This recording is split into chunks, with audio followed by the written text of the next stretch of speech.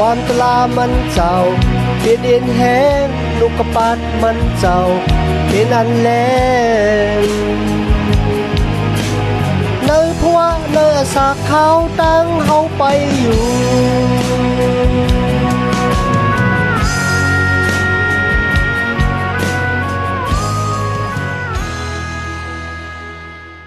เมื่อสงค่าพี่น้องผู้ชมยินเสียงใต้ตีนับยำกูเจ้ากูปายามหลีกตั้งสายลมอีกบาดางข่าวลงแรงเบิงไหลมาโหบทบโหบหญ้ากันกว่าแถงวันหนึ่งแล้วค่ะย้อนหักต่างหักเมตตาตั้งนิมใจต่างสมซื่อมนเปียวดีลูกดีเถาลาพระเป็นเจ้าขามาแต่อยู่ในหัวเจ้าขากว่าหังผ่าหังมันสิกรรมค่ะมีความคนหนึ่งที่เขาขัดเดมาวนจากใครใจกว่าซ้อมกันในวันเหมือนในความว่าขี้เก้เฮตา嚟演有人話唔好腳在看咯，เขา唔好腳呢看咧，嗰個不談話就好看硬về嚟下呢，唔知好看嗰個ก้นดังกำผาล้อกาลงเนี่ยอันมีผังเงื่องเวเลยค่ะแต่จะดินนาหอนาเฮือนค่ะนะความว่าขี้เก้เฮตาติแต่มันอ่ะแต่จะติตัวเขาค่ะเนี่ยครับเขาขาก็หมอขี้เก้เฮตาเบิ้นเลยฉะนั้นมันก็อับเตมีหวังก็ตีขี้เก้เฮตาเขาขาก็มีค่ะนะแต่จะเนื้อหอเนื้อเฮือนเนื้อวานเนื้อนาเนื้อเอื่องเนื้อเวียงยอก็เนื้อสึ่งจึงวันเมืองแลเนื้อตรงวงเกกลางก้นกูจันค่ะ คีเกเฮตามันบอกว่าจังขนาดไหนคีเกเฮตามันมีที่บอกว่าต้องไม้อานาห้าต้องไม้ลองที่เปิ่นมีเฮามีห้าในกันนะตั้งลูกนั่นก็เปิดเฮเปิดคัดความว่าคีเกเฮตากันนะนั่นก็ปิงโปจะมือหันเปิ่นไรหลีไรเป็นหน้าหรือเสียเฮา ก็มีจะเขาปืนต่างก็เนี่ยไล่ลีไล่เปลี่ยนเสียเขาอันนั้นเป็นที่ป่องของความว่าขี้เกียจตาเมื่อลาจึงเลยเขากลับมาแจกเชด้วยในสุดาสาของเขาคันเนี่ยจ่องยามมีค่ะฮะเนี่ยข่าวว่าคนหัวจีผ้าเนี่ยมีผ่านะตีมยามมีค่ะนะกำนำค่ะตั้งพี่ตั้งแผดปล่อยตึกที่ปอบอกเป็นมาเนี่ยเป็นปอจ๋ามันลูกดีตั้งอันขี้เกียจตากัน ในวันมันเขากัดติดด้วยว่าผู้ที่มีจะขี้เก้เฮตานั่นน่ะมันเฮ็ดให้แต่เป็นปางตึกปล่อยตึกมาไหลจึงหนังในกันเนาะนั่นก็เป็นรองของเยภาษาเขาคาเลยละถึงรองเขาที่ป่นมาคันนะเป็นโกนที่กำผ่าลงในเทงแบดกูกะพระเป็นจอมไรเทงแบดโกนที่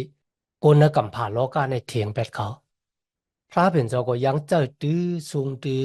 จุดาสะของเขาหน้าหอหน้าเฮือนเขาเทียงเป็ดเขากวนนวันนเวียงของเขาเทียงเป็ดเขาเผื่อมีดังตุกข้ามมาซ้ำก่อห้องเขามาจอยเป็นดังอันดีอกดีอายแต่ก้อยกะเขาขาดเลยหันว่าเขาก็เป็นก็ที่มีหัวใจแค่แต่หมอปล่อยวางควางหลอดบันก็ที่ถังเล็กหลูลายเขาก็ที่เทียงเป็ดเขาคันนะหรือเช่นนั้นก็เขาขาดเลยผู้ลองของเยภาษาความไทยห้องว่าเย็บทาเนี่ยกันเนาะ เยภาษาเนี่ยค่ะเขามีหูจะดีหมอปดวางควางหลอดกล้วยเหมือนกันเขาหู้ลองของศึกปืนพระเป็นเจ้าไรอ่อนส่งในตั้งปู่หมอนของเขามาจึงหนังเมื่อเขาส่งผู้ส่งข่าวกว่าถึงเจ้ามุนยากุนอข้ามเมืองอัมมุนค่ะนะปีลาถึงลองคนเมืองอิสราออกเมืองอียิปต์มาแล้วก็มาหิมเอาแลนดินของเขาเนี่ยเยภาษาเลยซับแรงสร้างล่างนี่เขาว่ามันนำจะเขาเลยมาหิมเอาปุ้ยกับสู่ดังหลายหางแฮนซึกเสียวก็มาตึกเขา พระเป็นเจ้าเลยอาบแลนดินในไว้ปันเฮานะ3 ปากปีมาเพราะว่าเป็นของสูบเนี่ยเป็นสังสุมขึ้นเอาขึ้นนะครับเนาะเนี่ยสูมหาตั้งพิษขาแต่ค่ะเนี่ยว่าขาเนี่ยหิมเอานั่นก็ลากเอาแผ่นดินของสูเนี่ยซ้ำแทงรองหนึ่งค่ะนะออนดังดีเขาได้ออกกว่าตึกซึกเนี่ยเขาเฮ็ดกติสจาที่พระเป็นเจ้าว่าเมื่อพระเป็นเจ้าปันดังเป็นแหน่งเนื้อปางตึกซึก ตีตึกกันดังก้นอ่ำหมอนเนี่ยเมื่อข่าวไหวปอกมาก็ตีออกเฮินมาภาพหูดังค่ะก็นั่นจะเป็นเครื่องปลุกจอปันพระเป็นเจ้าอาลุลูพี่น้อง ความลาดในมือเฮาไปลาดเฮาเป็นขุนมันโป้นลาดออกป้นซบกว่าเย้าบ่ไหนเจงมันเป็นขุนเฮาครับมันได้มัดเฮาเจ้าเต้ค่ะนะมือขึ้นไหวปอกมาขึ้นนะลูกยิงมาหาปูตังเขาจอมหนังที่เลยปั่นกติสจาที่พระเป็นเจ้าไว้กาเลยสักกาบลูกยิงของดูเจ้าก็หับท่ามนาการพระเป็นเจ้ามันเลยแต่หน้าหอหน้าเฮือนกันนะเขาก็มีลูกก็เหลือค่ะลูกชายก็มีอัลโหลพี่น้องข่าวว่าได้เป้าตั้งเสาใจมองจากมาหอดแผวถึงเขาว่าสิเขามีตั้งเป็นอย่างก้นอำมนขึ้นไหวปอกมาขึ้นดีเฮือน เขาถามว่ากุนมิวซิล่าเขาได้ป้ากันเฮ็ดป้อยกินจ่อเฮ็ดป้อยอย่าไว้หลงที่พระเป็นเจ้าใจตื้อสูงตื้อจุดอาสาของเยภาษาเขามีทั้งเป็นแหน่งในตับซึกของคนอมนที่อยากลือเขาเนี่ยค่ะแหละพี่น้องค่ะมันจะเรื่องนั้นค่ะมีคนคือหนึ่งค่ะนะคือเอพริมครับพี่น้องค่ะต้องค่ะนะเอพริมเนี่ยนะก็มันดังก็ปานพิษกิดิออนกุ้ยกับกิดิออนอามมันว่าอัลโล น้ำกัดตั้งแขนตั้งอันคัดตึกซึกเป้เนี่ยตีกว่าแตกตึงเนื้องกันนั่งสู่ไรจึงหนังหือเนี่ยสู่เนี่ยไรแหมเจ้าก้อนดับซึกหลวงสองก่อของกลมีดานสู่นั่นน่ะเป็นผู้กัดแขนเนี่ยอาโลที่นั่นน่ะเฮ็ดให้คนเอฟริมในคณะเอฟราอิมอ่ะเหมือนเจ้าวัดตัวเจ้าเก่าเนี่ยเป็นผู้กัดแขนเป็นผู้ที่มีมุนสเลก็บอกว่ากิดออนช่อต่อเขาบอกในเขาก็เฮ็ดจังไหนทางค่ะ เขาห่างเหินตับซึกของเอฟริมแล้วก็มาจูเยภาษากันนะเยภาษาเมื่อสูกว่าตึกก้นอ่ะหมนเป็นสังสุ่มห้องเขากว่าเขาได้มาเผาเฮือนให้ล่มเต็งสู่ตายอาโลพี่น้องเขาค่ะเขาถามว่าตั้งอันเขายามไรหาบมุนสเลปอกหนึ่งนั่นน่ะตั้งเฮ็ดมิวเนี่ยติป้าวมุนสเลมาหอดเปียวถึงเขาเนปอกที่สองอุ้ยกับมันเจอครับพี่น้อง ก็เบอร์สังก้นเอฟริมเฮ็ดจังไหนกันล่ะเนี่ยก็เบอร์เขามีจะขี้เก้เฮตาค่ะก้นคือเขาเนี่ยหรืออะไรเป็นก้นที่มีมุนสิเลมันจะเหยียบภาษามันจะก้นเมืองกีฬาดกุ้ยกับมันหลูเป็นก้นเอฟริมปอกนั่นเป็นชื่อของกันล่ะว่าไหนจังตั้งอันก้นเขามีจะขี้เก้เฮตาเปิ้นเนี่ยมันป้าเอาแปดมาหอดแผ่วถึงแล้วจุดอาสักของโกนเฮาคันเนี่ยมันหลีกูได้แต่กันนะ ทีไหนค่ะที่แต่งเขาขานว่าเยภาษาเนี่ยเป็นก้นที่เจือกอุบโอกันนอนตาผู้ลองผู้ปลายแล้วก็จังไกตึกเหมือนเรื่องที่มันส่งผู้ส่งข่าวกว่าจูคุณเอาคำอมรค่ะนะกุ้ยกับบอกนั่นมันเจอเรื่องไหนค่ะน่าเจอของเยภาษาเนี่ยมันเหมือนเรื่องเขามีดังเจ็บจ๋านั้นก็เขามีดังเศร้าหมองในใจของเขาก็เบื่อเขาเลยตกซุ่มลูกยิงของเขากว่า วางกำเขาอาจจะมีตั้งใจลำอยู่ลึกๆในจุดอาสาของเขาเมื่อก่อนเอฟริมมาลาดว่าเขาได้เผาเฮือนสูยก็แหมสูตายเนี่ยอัลโลมันก็กว่าไม่ห่างตับซึกของมันเดียวก็ตึกกันดังคนเอฟริมกำเดียวค่ะนะพี่น้องค่ะตั้งอันมีจากคิเกเฮตาอีกบ้านะตั้งอันใจลำใส่กันมานะ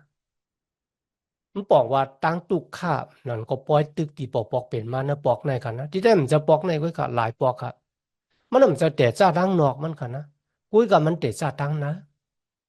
ทีนี้เขาข่าวว่าเอพริมก็มีเจอกิเกเฮตาเยภาษาก็มีโตซาที่อยู่ตั้งเนาอยู่เอาคันนะก็เพื่ออัปเดตจับแสงกันตั้งในตุกซุมลูกที่ขามีตั้งเสาใจมองซา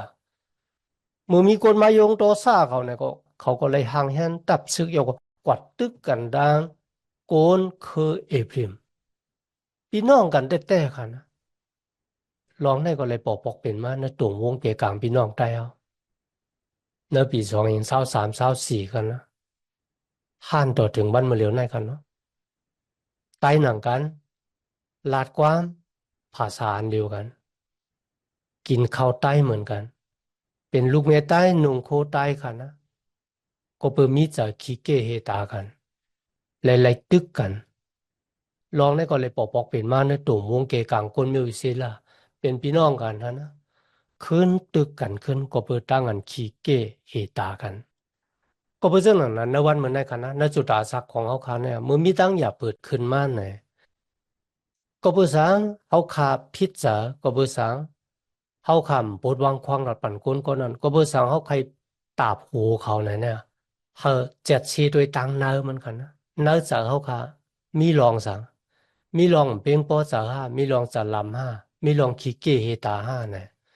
ก็เพื่อว่าตั้งสุกซักที่ปอบอกเป็นมามันเตะจ่าตังเนอมัน ย้อนหาพระเป็นเจ้าจอยเขาค่ะที่ที่หมอทิ้งคันนะเขามีแต่สภาวะภายแต้มเขาทิ้งหางกุ้ยมอะไรคันนะส่วนหลังที่เขาขาหันทิ้งอะไรครับเป็นก้นหูอย่าก้นหันนำมาก็เยอะเหมือนเรื่องความใจเขาครับว่าก้นหูก็เป็นพี่น้องขาหูอยู่คันนะข้ามขาลาดมันจะความเย็นแง่คันนะก็เพราะฉะนั้นเขาขาที่เป็นลูกล่างตะเปจุยิสุเขาขาหลุอิงปึงวิ่งเห็นโมจางของพระเป็นเจ้า ดีดีจอยเขาค่ะเพราะว่าเขามีจากกิเกเฮตาเนี่ยก็ย้อนพระเป็นเจ้าเขาค่ะหมอกคุกจัดไรไม่จะวุระเพียแล้วก็ย้อนมันจบปันเห็นปันเฮาค่ะเหมือนเรื่องที่มีไว้นะยามฟิลิปปีคานสองข้อที่สามค่ะคานสองข้อที่สามอย่าไปเอาค่ะเฮ็ดลองตั้งอันเต็มมีตั้งอันขี้แข่งกันโอ้ยกะเฮามีหัวใจแค่แต้มเฮามาดว่าเปิ้นดีกว่าเฮานะครับ สมัครย้ำลิงในเข้มนะครับโอ้เขาขับหมูมีใจเรื่องหนังไหนว่าไหนจึงน่าจื้อเจ้าของพระเป็นเจ้าตั้งงันคิดเก้เฮตากันแน่ครับว่าตื่นเต็มมีย้อนพระเป็นเจ้าจ่วยเขาขันนะหลวงในกันนะพอมีก็คุกจะไล่ไม่จากบุรเปียดกันเนาะนั่นสมัครย้ำลิของพระเป็นเจ้าไล่สอนเขาค่ะไล่หันเจมมือเงากำผาค่ะนั่นก็เป็นกะอีน่ามีตั้งงันคิดเก้เฮตาอาเปล่าที่เป็นน้องชายของดูเจ้าเก่า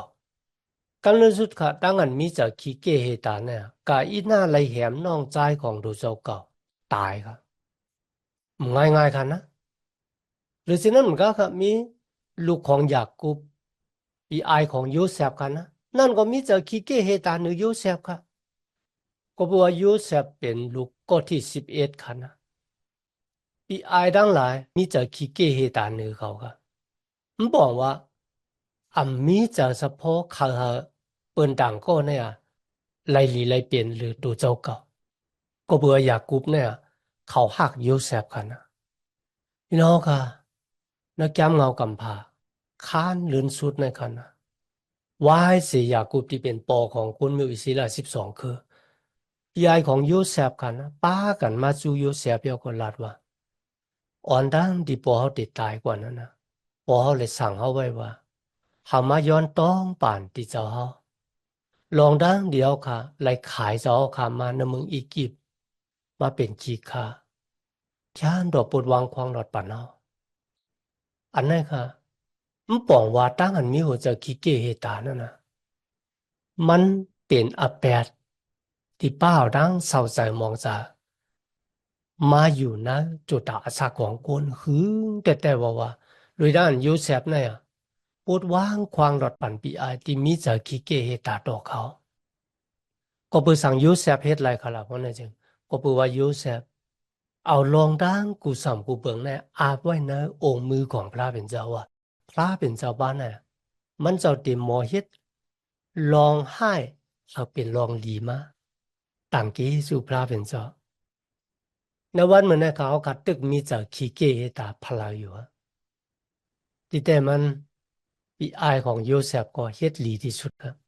ที่เขาหับคำว่าเขาเนี่ยเป็นคนที่มีหัวใจที่ขี้เกตายก็ย้อนท้องป่านในกันนะ นวันมันนะครับพวกเขาคำมีหัวใจที่มีตั้งอันมีจากขี้เกียจตาตัวพี่น้องเขาคันได้ชื่อเจ้าบนไหนเจงเพราะว่าเฮ็ดเหมือนเจ้าหนังพี่ไอของโยเซฟเขาว่านะชื่อเจ้านั่นนะแต่เป็นตั้งอันมีตั้งสมซื้อเหมือนเปียวคุยเหมือนกันครับพระเป็นเจ้าก็ได้รับมุนเสลพระเป็นเจ้าก็ตักปันพรดีมังกลามานะจุตาสักของเขาคำห่างกันนะ วายเสยภาษาเป็นผู้เจียงแต่ละคนมีอิสลาไล6 ปีเขาไลตายกว่าครับมีผู้เจียงแต่ละแทง3 ป้า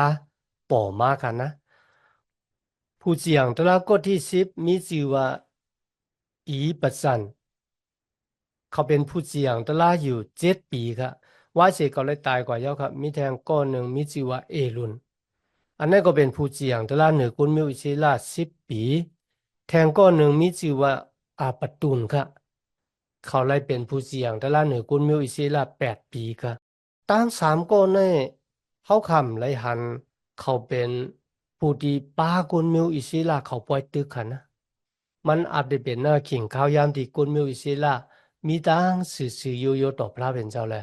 เลยขันดังอันขีนิกเด็กเต็งอาจจะเป็นเรื่องไหนกันเนาะ กำแนวขับมาถึงผู้เจียงแต่ละคัน13กันนะเนื้อผู้เจียงแต่ละคัน13ในเดละถึงกุนมิวอิซิล่าเขาไล่แปดพระเป็นเจ้าทั้งหมดกับเนี่ยมือเขาแปดพระเป็นเจ้าครับพระเป็นเจ้าก็อาบเขาไว้ในมือของกนพิลิตีโลพี่น้องกนพิลิตีเนี่ยก็เป็นเจ้าจัดเจ้าคือตีแข็งแห้งค่ะนะ มีตับซึกที่แข็งแรงครับมาอู้เปิงคนเมียวอิสิล่ะ40 ปีอ่านโลง่ายๆครับนะที่แต่มันค่ะเขาก็ได้เลยหู้รองของพิลิตีเนี่ยตัวพอถึงนักกับปานเจ้ามุนยากุนอคัมดาวิดเขาก็เพราะเจ้าไหนเขาเป็นเจ้าจัดเจ้าคือดีแข็งแรงเหมือนกันครับนะลองได้ก็มีไว้อยู่นะผู้เสี่ยงแต่ละคัน13คันนะพี่น้องค่ะมือเขากัดด้วยกดด้วยมาเหมือนเจ้าว่าคนเมียวอิสิล่าเขาเรียนจอมบัวระเบียดกันนะ พระเป็นเจ้าก็รัดนี่เขาว่าอย่าไปเรียนจอมบัวตะแปดก็เพื่อสังบนไหนจังก็เพื่อบัวตะแปดนั่นน่ะแต่ป้าโกนเฮาค่ะก่อฮอดเพียวถึงตั้งหมึกตั้งเหลืองพี่น้องค่ะหมึกกวนมิวอิศิลาเขาตกอยู่แต่ตั้งอุปเปิงของโกนคือพิลิตีข้าวตั้ง40 ปีนั่นกันนะทีนี้เขาค่ะเลยหันว่ากวนมิวอิศิลาเขาเลยห้องหาพระเป็นเจ้าค่ะนะ เหมือนกูปอกเนาะกูปอกได้เพราะว่าเขาเปรียบถึงเป็ดพระเป็นเจ้าก่อเฮ็ดว่าดูนางสร้างทูตพระต่างสู่ต่างป้าไล่คำดังนั้นคนต่างเจ้าคือขี่นึกเด็กเตียวเขาก็ได้คุกจะอะไรไม่จะวัวเดไปแล้วก็ขึ้นไหวน้ำมาเฮ็ดวัดกูก่อยพระเป็นเจ้าแล้วก็เมตั้งศึกษาจำใจอันดีจอมพระเป็นเจ้ากุ้ยกาที่ไหนคะกุนมิวอิศิลาเขาตั้นเลยมาห้องหาพระเป็นเจ้าตั้นเลยคุกจะอะไรไม่จะวัวเดไป กุยกับพระเป็นเจ้าเมเห็นผู้เสียงแต่ละก้อนหนึ่งไว้บุญดาเขามีชื่อว่าสามสุนความตายเอาขานะคนกำนำห้องว่าแซมสันในเขามีวันหนึ่งครับเมของมานอกเมของสามสุนนะครับก็อยู่ในสวนตะมันกลางเอาพระเป็นเจ้ามาเปียตูเนเขาตะมันกลางเอาพระเป็นเจ้าลาตีเขาว่าด้วยรู้สุเป็นแม่มันมีลูก โอ้ยกับมือเหลียวเนี่ยนะสุดแต่ปฏิกสันเทียวก็เกิดลูกใจมากอะมันจะลูกยิงกันนะลูกใจก็เพราะฉะนั้นถ้าสูไว้สตินะครับลัดนี้เมของมันนอกกันนะเมของ30เนี่ยอย่าไปกินเหล้าน้ำหมักสปิดอย่าไปกินเขาน้ำตั้งกินดีนบีเงียบได้รับพระเป็นเจ้าหามไว้ที่เป็นตั้งกินอันโกเกิดกันนะตะมันกลางเฮาลัดที่เมของ30ว่าก็เพราะฉะนั้น สุดแต่ปฏิสันเดเลยแต่เกิดลูกใจมาลูกใจที่เกิดมาเนี่ยอย่ามีทาหูเนี่ยถูกหูมันก็บัวลูกอ่อนก็ได้นะแต่เป็นโกนในมุกจุมนาซารีก็เป็นก็ที่พระเป็นเจ้าแผลไว้ปุณดาเดหาบนาการมันเจ้าค่ะนะเขาได้เป็นโกนนาซารีปุณดาพระเป็นเจ้าแต่จ้าเกิดมาตัวพอตายค่ะนะ เขาได้เป็นก็ดีเตจ้าจอยกวนมิวอิสิละเขาป้นเสงามมือของกวนพิดิติแต่มันกลางเอาลัดเนี่ยปีศาจลีนะสุดที่เกิดลูกใจก็เนี่ยแต่เป็นกวนนาซาลีเยาก็เขาได้เป็นก็ดีจอยกวนมิวอิสิละป้นเสงามมือมันบอกว่าตั้งขีดเด็กๆเตียงของกวนพิดิติที่สุโลเฮ็ดนั่นน่ะอย่าไปกินน้ำเหล้าหมักสปิดแล้วก็ตั้งกิน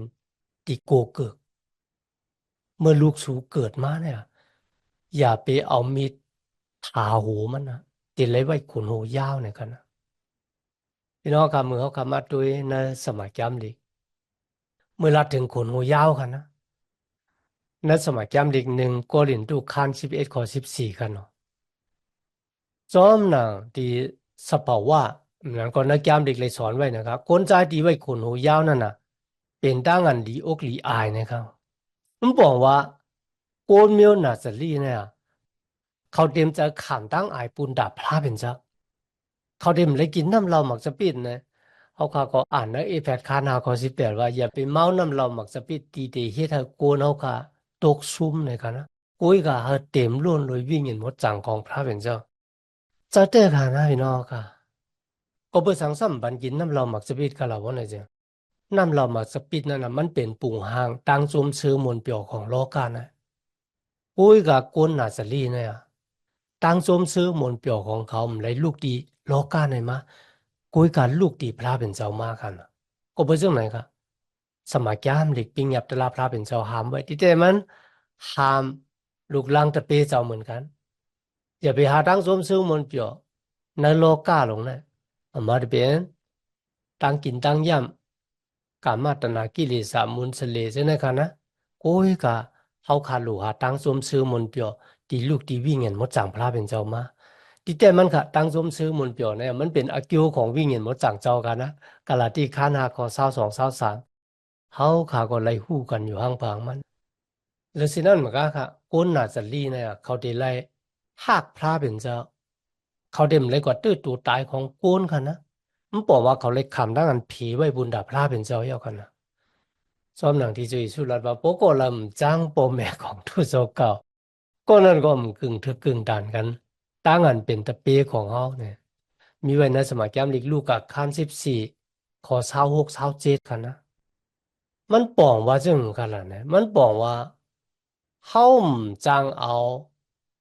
เครื่องเปิงโลกาในมีตั้งลำลองหรือเสียเจ้าเยซูเสียเมียวมันป่องว่าตีลำลองที่สุดในสุดตาซาเขาก็เป็นเจ้าเยซูก้วย มีเครื่องเปิงเมียวหลันในโลกาลงเนี่ยตีมีกายขันหลงมีตั้งลำลองอเยยะหรือสิเจ้าเยซูเนี่ยเจ้าเยซูเป็นที่หนึ่งในสุดาศักดิ์ของเขาขานั่นกันนะที่ไหนครับ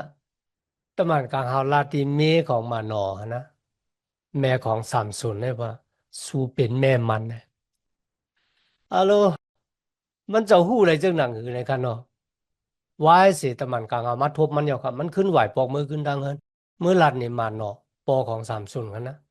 เมื่อลาดว่ามีโกนก้อนหนึ่งมาสู้เขาอยู่ก็ลาดเหนีเขาจังไหนจังไหนมันน่ะมีปุ่งห่างๆพังเหมือนจังตำหมานของพระเป็นเจ้าเนี่ยมันนอนแล้วยินจังนั้นครับสุดตวงเอากันโอ้พระเป็นเจ้าย้อนเจ้าค่ะส่งก้นฮับเจ้าของเจ้าค่ะมาจูเอาค่ะแทงปอกหนึ่งย้อนหับมาสอนเขาค่ะว่ามือหล่อนใจก็ในเกิดมาเขาค่ะหลุดลุ่มล้ามันจังหนังอ่าแล้วพี่น้องเขาค่ะมันบอกว่ามันมีทั้งทางเทิมกันนะยุ่มครึ่งหนึ่งยุ่มครึ่งหนึ่งไหนก็ได้ อันนี้ก่อนนะจุดตาสักด้านคริยานเนี่ยวางบอกนะยมจุยสู้มานานะโอนถามว่าตายเอาสิดีกว่าแล้วเนี่ยจงที่ได้ขึ้นว่าเมืองกลางหาเนี่ยไปมั่นใจกันนะ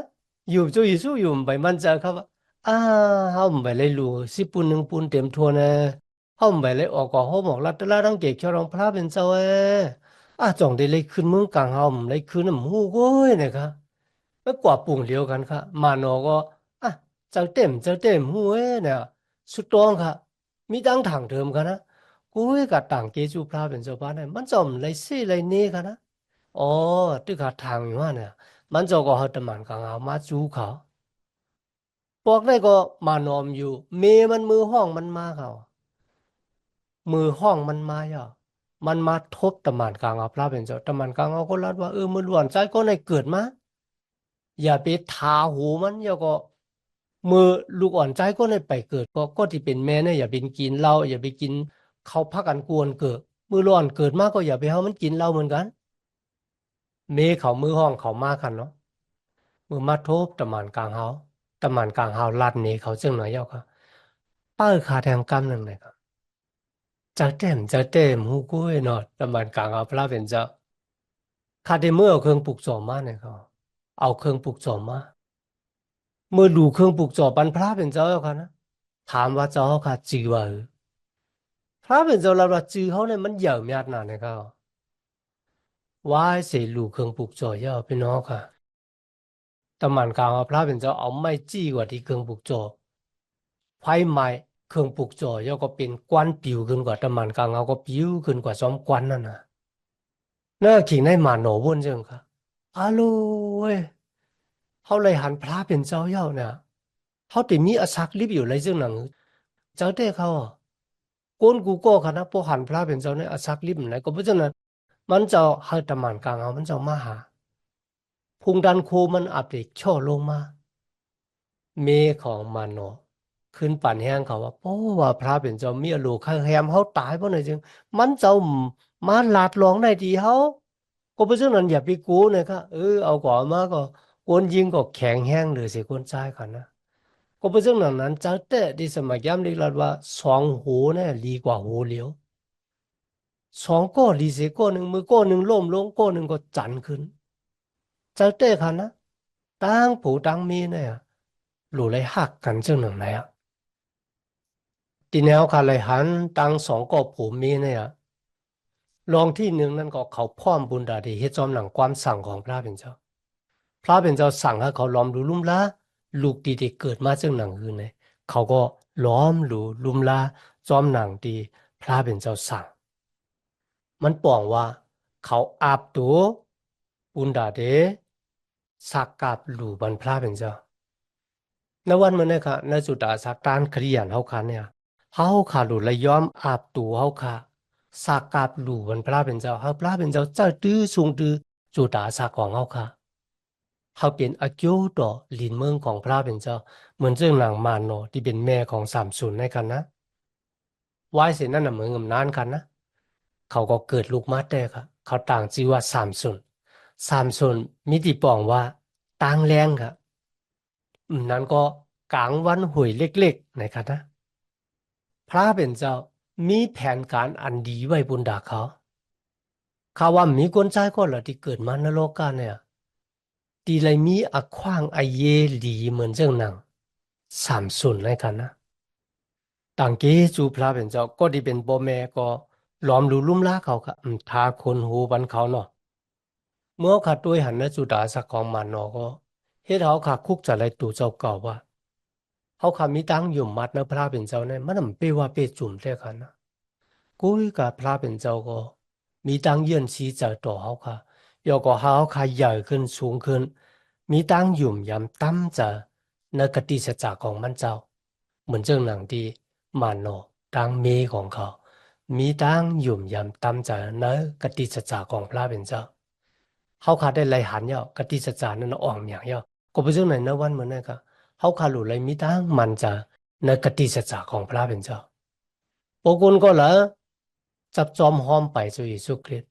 สกัดตัวจะวิ่งเงินปั่นมันเจ้าหาดท่ามนาการมันเจ้ากว่าเสียงชุดเอ็นแห้งยันปิญญาตั้งหูตั้งหักที่มีต่อพระเป็นเจ้าวันนั้นนะ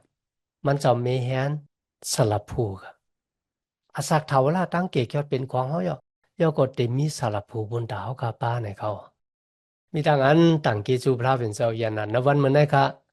ที่พี่น้องเขาขับมาเห็นสมัครยามดีกว่าจอมกันตัวบสุดเนาะย้อนหาตั้งหักเมตตาตั้งนิมจาตั้งสมซื้อมนเปียดที่ลูกดีเท่าลาพระเป็นเจ้าขับมาแต่อยู่ในหัวเจ้าคากว่าหังผ่าหังมันเสกรรมค่ะมาสุงค่าความตลามันเจ้าเป็นเอ็นแห้งลูกกระปัดมันเจ้าเป็นอันแรงเนยพัวเนยสากขาวตั้งเฮาไปอยู่